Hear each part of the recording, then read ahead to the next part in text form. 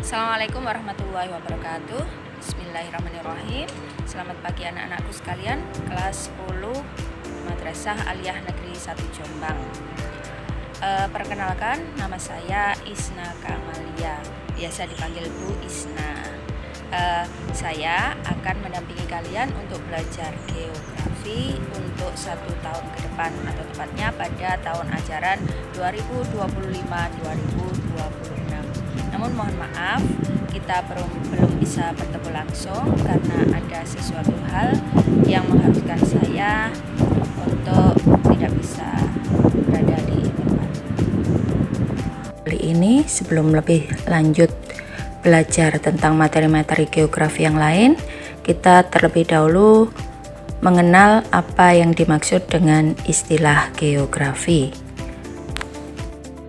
Mungkin di pendidikan yang sebelumnya di SMP atau MTS kalian sudah belajar geografi, dan dalam benak kalian akan muncul yang dipelajari oleh geografi itu, misalnya seperti negara-negara, penduduk, gunung meletus, gempa bumi, atau yang lain-lainnya. Ya, itulah yang dipelajari dalam geografi. Semua itu dipelajari dalam geografi. Para ahli mengatakan bahwa geografi adalah world science atau ilmu tentang dunia. Ada lagi saudara dekat dengan geografi adalah geologi atau earth science. Kalau geografi mempelajari seluruh apa yang ada di dunia, dunia artinya bumi dan apa yang ada di bumi, sementara kalau geologi atau earth science tadi belajar ansih hanya bumi. Untuk mengenal geografi lebih dekat, yang pertama kita ketahui dulu pengertian dari geografi itu sendiri apa. Apa sih geografi itu? Kemudian nanti yang kedua, objek studinya apa saja, meliputi apa saja. Kemudian yang ketiga, aspeknya. Aspek yang dipelajari oleh geografi itu berkenaan dengan apa saja. Kemudian konsepnya, pendekatan untuk mempelajari geografi itu apa saja, prinsipnya, dan yang terakhir, ilmu penunjang untuk belajar geografi itu juga apa saja. Sekarang yang pertama dulu, pengertian dari geografi. Nah, di sini ada dua hal, satu pengertian secara bahasa dan yang kedua secara istilah.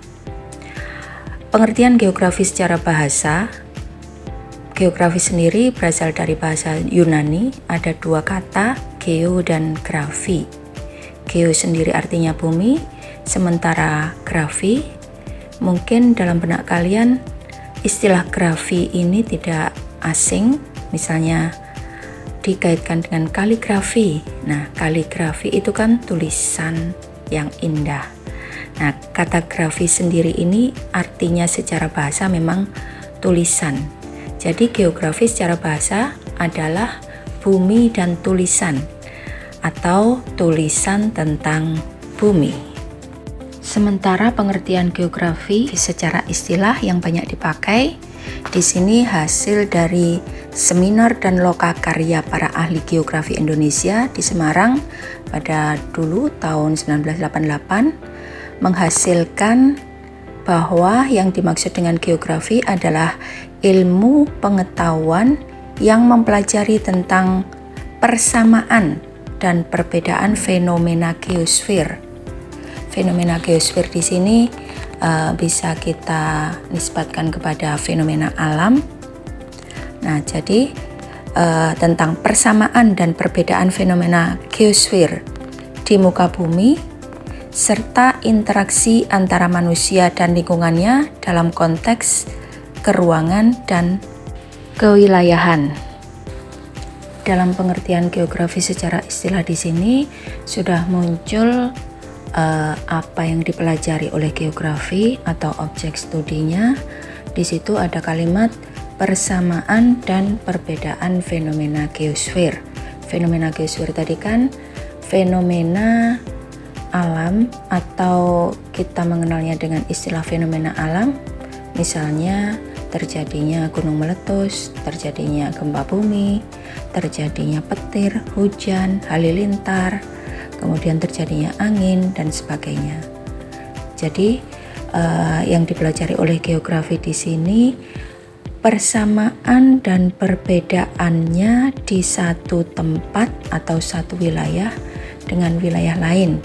Misalnya gunung meletus di sini dengan gunung meletus di Amerika atau gunung meletus di Afrika akan mempunyai karakteristik sendiri-sendiri. Demikian juga dengan hujan yang ada di sini, hujan yang ada di Malaysia, hujan yang ada di Afrika, dan sebagainya. Bukan hanya yang terkait dengan alam saja atau secara fisik saja, misalnya juga tentang penduduk atau manusia yang tinggal di Asia dengan di Afrika, dengan di Eropa, dengan di Amerika akan mempunyai karakteristik sendiri-sendiri. Demikian juga misalnya kayak flora dan fauna.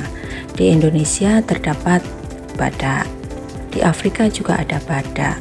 Tapi badak di Afrika dengan di Indonesia akan mempunyai ciri khas tersendiri.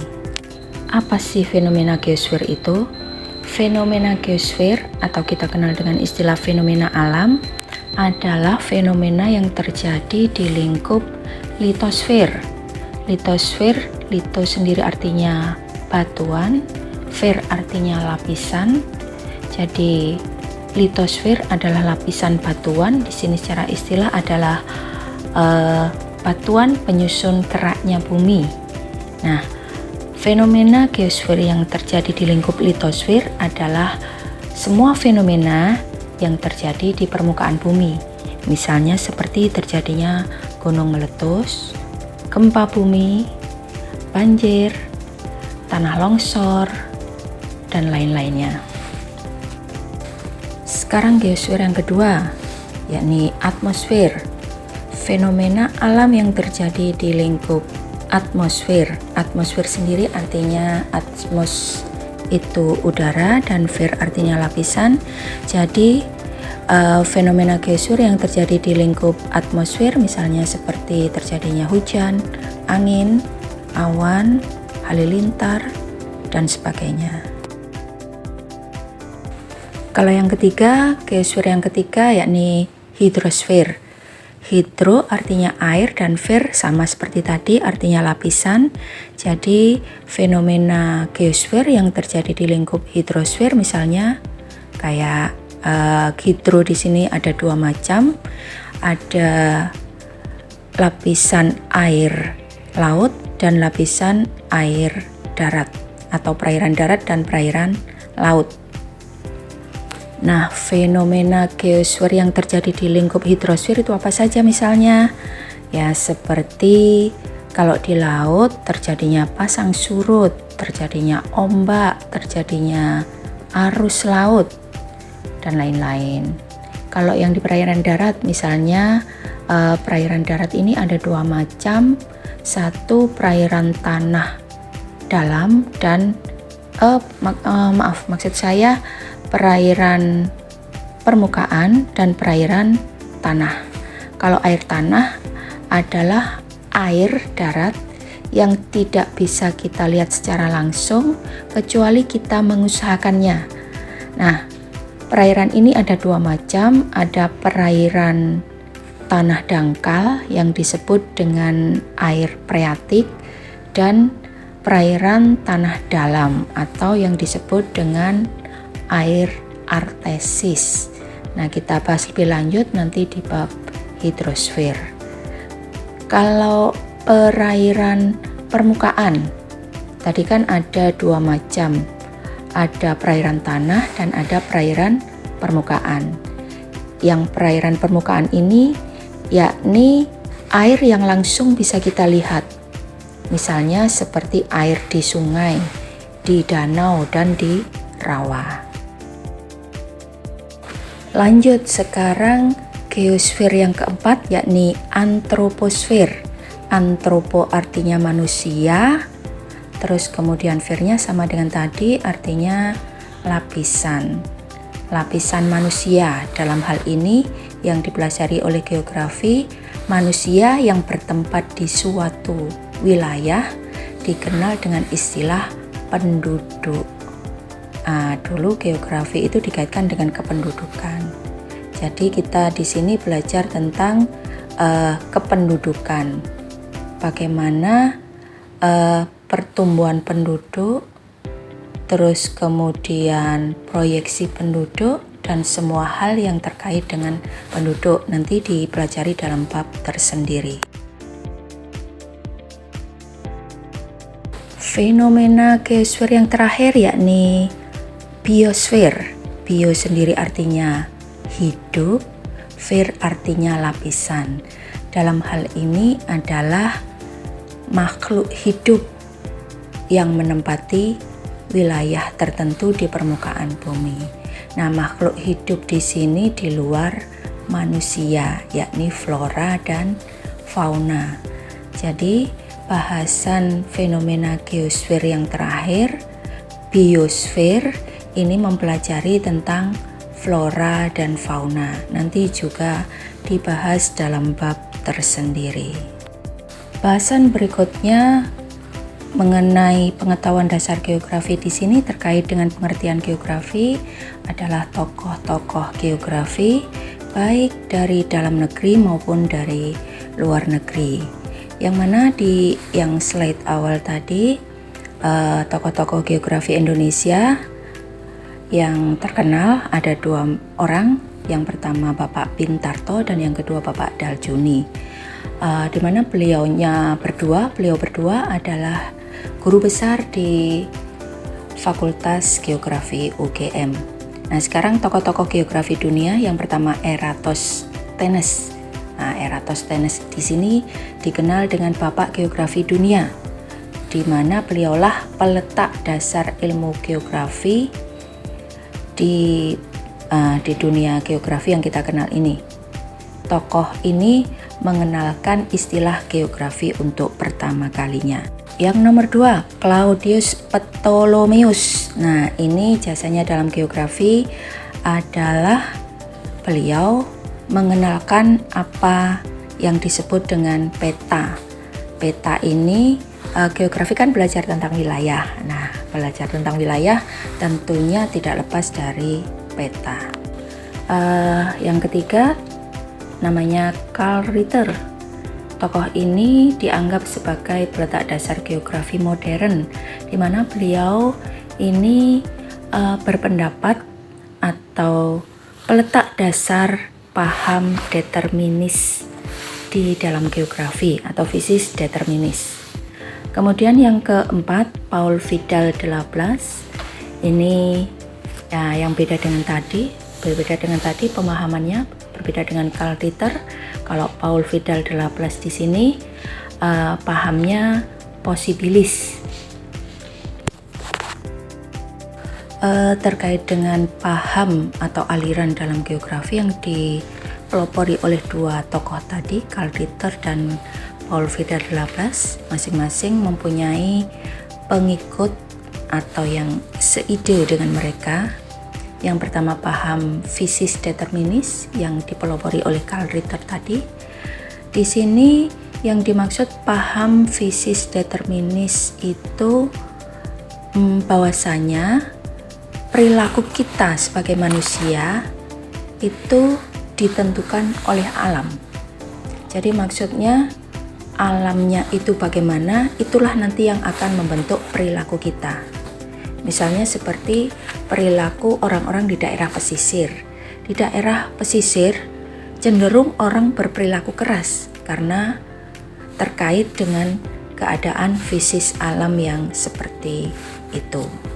Demikian juga dengan misalnya kalau orang di pegunungan cenderung berperilaku lembut karena alamnya juga mendukung perilaku manusia yang seperti itu. Nah, itu paham fisis determinis.